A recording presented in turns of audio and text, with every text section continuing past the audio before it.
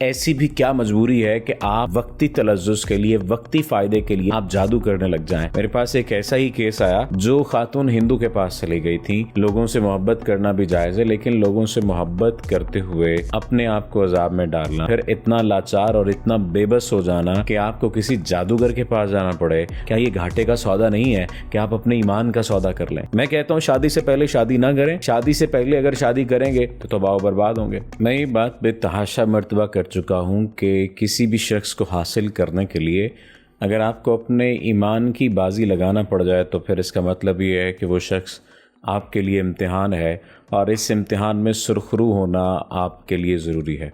ایمان کی بازی لگانے سے مراد یہ ہے کہ کچھ لوگ کرتے یہ ہیں کہ کسی شخص کی محبت کو حاصل کرنے کے لیے، اسے اپنا بنانے کے لیے، اس کی زندگی میں اپنا مقام حاصل کرنے کے لیے جادوگروں کے پاس جاتے ہیں، تعویذ گنڈے کرواتے ہیں اور جانے کیا کیا کرنے لگ جاتے ہیں، اور وہ پھر اس راہ سے ہٹ جاتے ہیں جو حق کی راہ ہے، جو حقیقی راہ ہے، جو سچی راہ ہے۔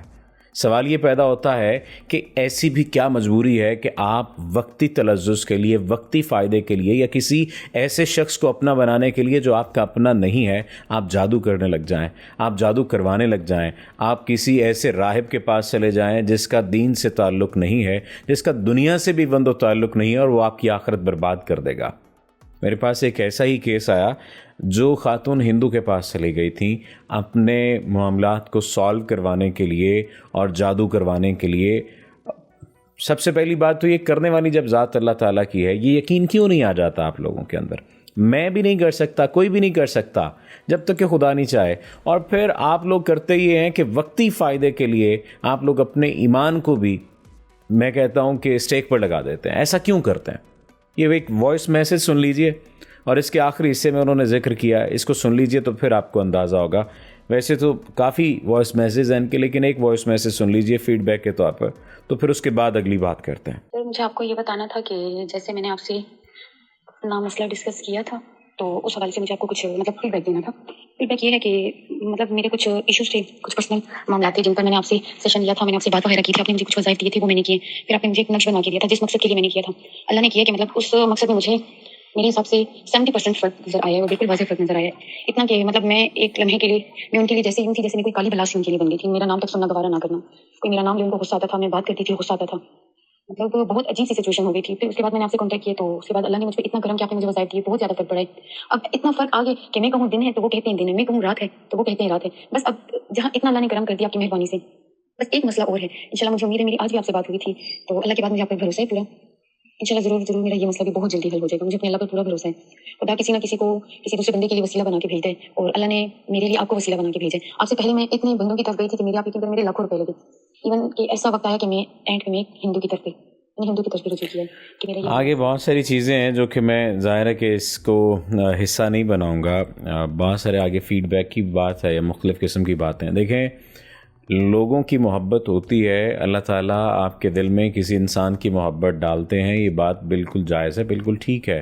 لوگوں سے محبت کرنا بھی جائز ہے، لیکن لوگوں سے محبت کرتے ہوئے اپنے آپ کو عذاب میں ڈالنا، اپنے آپ کو انگزائٹی میں ڈالنا، اپنے آپ کو ڈپریشن میں ڈالنا، اپنی نبضوں پر چھریاں چلانا، اپنے آپ کو تباہ و برباد کرنا، اور پھر اتنا لاچار اور اتنا بے بس ہو جانا کہ آپ کو کسی جادوگر کے پاس جانا پڑے، آپ کو کسی کاہن کے پاس جانا پڑے، آپ کو کسی راہب کے پاس جانا پڑے، آپ کو کسی تعویذ گنڈے والے کرنے کے پاس جانا پڑے، تو پھر یہ کہاں کا انصاف ہے اپنی ذات کے ساتھ؟